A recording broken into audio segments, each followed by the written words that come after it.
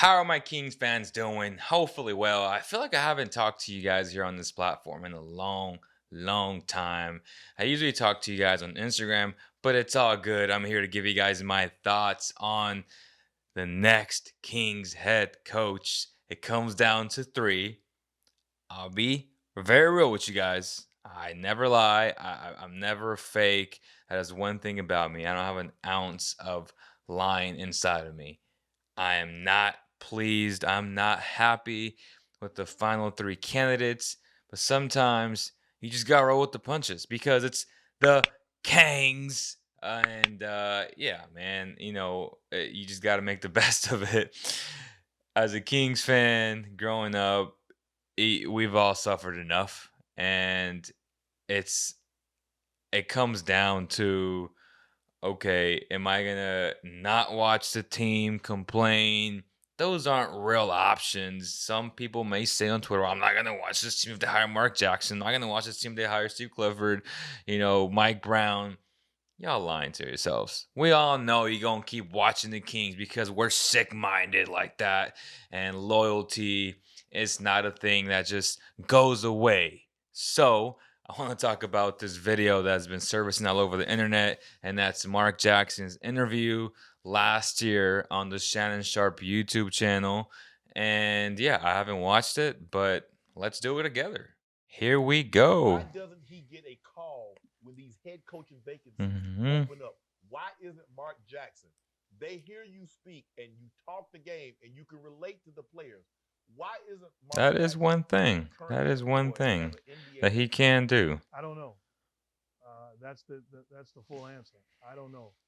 What I will say is I look Well, forward he to the day when I'm knows, coaching but again. Right. What I will say is it will happen. I truly believe that with everything in me. I believe it'll happen too. The opportunity hasn't presented itself. I stand on what we were able to do in Golden State. Not me, what we were able to do. Right. Ownership, management, coaches, players, training staff. Okay. So far, so proud of it. good. A team that went 19 years and only made the playoffs. That's one true. year. And then all of a sudden, win 50 plus games, get into the playoff, advance to the second round, and then when I'm gone, become a dynasty. Something changed from that 19-year to today. Right. And I played a part in it, a small part, but a part in it. Hey, man, he's not lying. Because there are teams in that position. Right. So He's talking about the Kings, by the way. And I think you're wrong. Right. But there's no evidence to show that. Right. But you Right. can't tell me that He's not lying.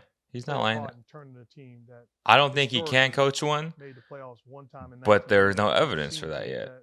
in that And position that's and worse, true. and some hovering around that situation. I'm comfortable and confident in what I was able Because to do in playing a small part. a lot of his offensive schemes are pretty Have stagnant, anybody reached out for an but interview his with Mark defenses are like pretty good. A lot like a Tom Mark Thibodeau, sit down and right? what is it if you could go back? Is there some things that you've learned from some of maybe the mistakes that you made? Is there anything that you would do different? Well, no matter what you do in life, you look back and think, I would have done something different. Mm-hmm. So there are absolute things that I would do differently. Right. But one thing I'll stand on, who I am as a man, who I am as a father, who I am as a coach, who I am as a brother, who I am as a mentor and a leader, you can't take that away from me. So the things that have been reported are absolutely not true. Okay. And I will sit here any day of the week, make time for anybody that's willing to sit here that says so-and-so said it, because it's always so-and-so. Right.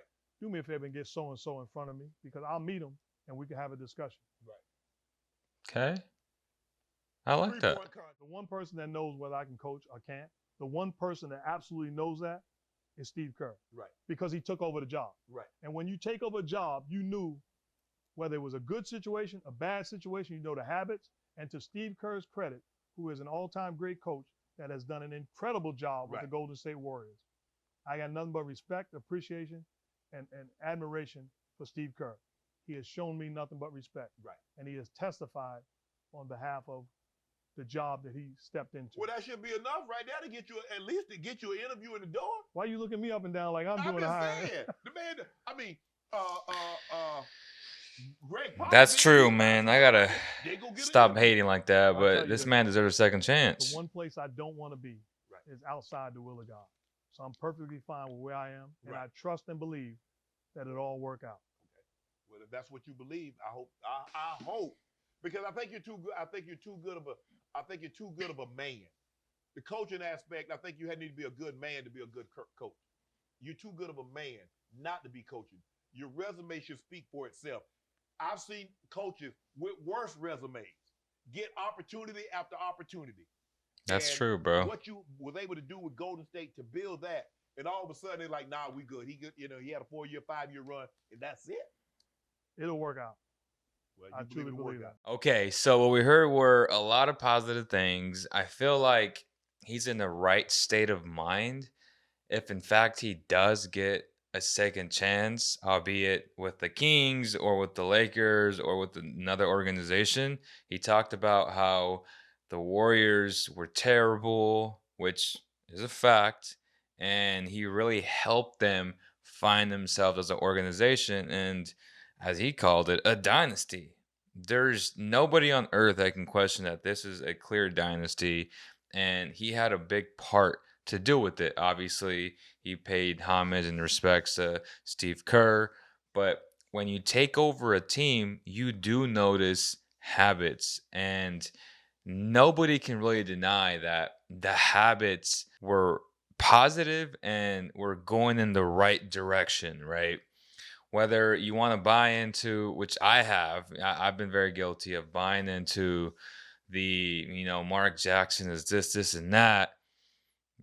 Sometimes when you look at head coaches and just a guy like Luke Walton, right?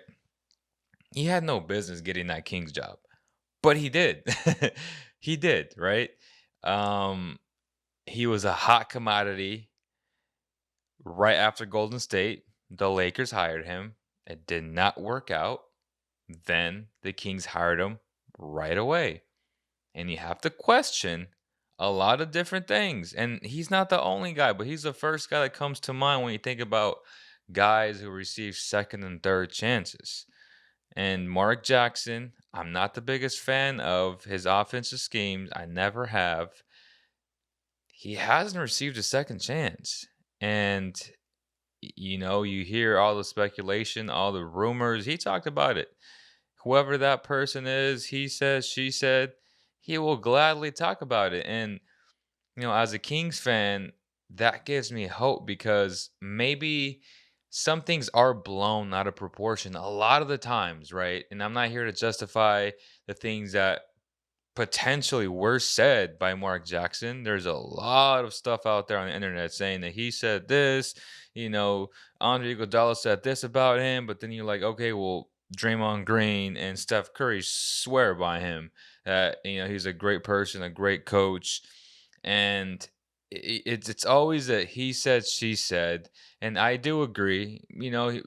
He should have been an assistant coach, earned his stripes, but he's a type of person that believes he's a head coach, so he chose the TV route. Everybody has their own journey, man. And in the past, I was extremely critical of him.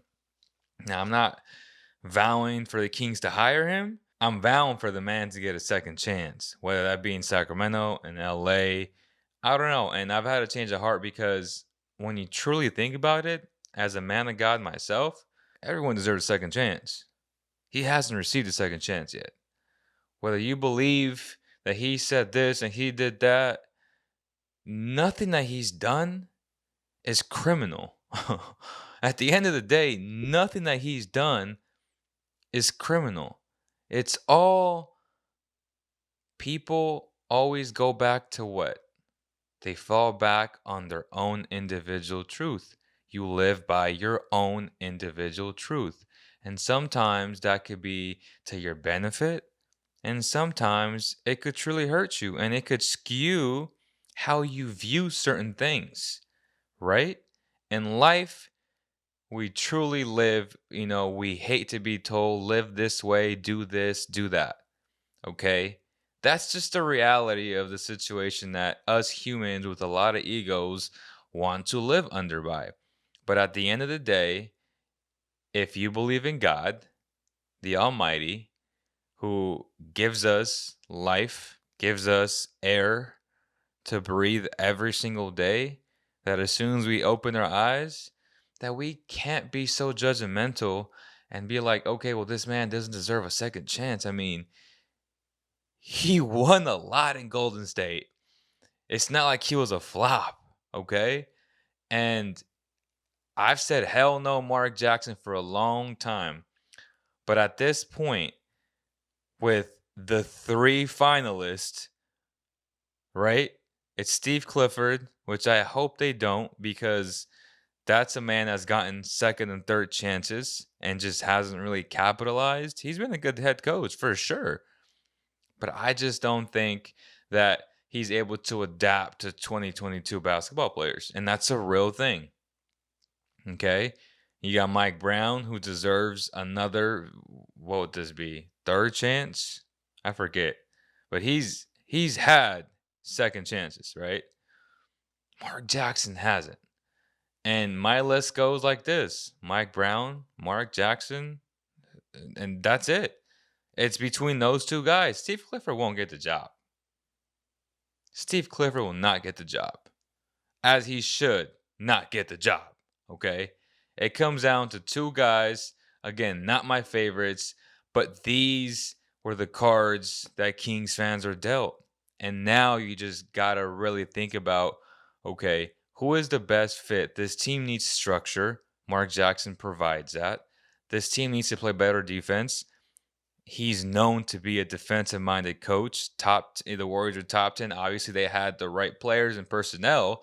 You got to take that into account because context matters. Just same with a Tom Thibodeau. Yes, you can preach defense all you want, but if you don't have the personnel, it probably won't work out the way you want it to. Yes, there are things that I hate that he says on the telecast. Like sometimes I'm like, damn, like he's so outdated, Like I'm like, did he just say that? Right?